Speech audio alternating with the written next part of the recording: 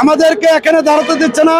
সকাল 10টায় আমাদের একটা র্যালি যাওয়ার কথা, প্রধান উপদেষ্টা বরাবর একটা স্মারকলিপি দেওয়ার কথা।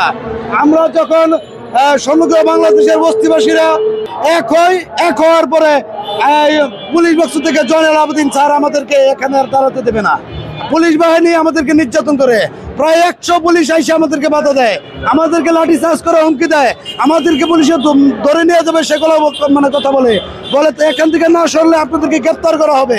কেন আমাদেরকে এই সময় মানে বস্তিবাসীর দিকে কেন এত নির্যাতন হচ্ছে? কেন বস্তিবাসী দাবি মেনে নিচ্ছে না? কেন বস্তিবাসীর উপর এত অত্যাচার নিপীড়ন শুরু হয়েছে?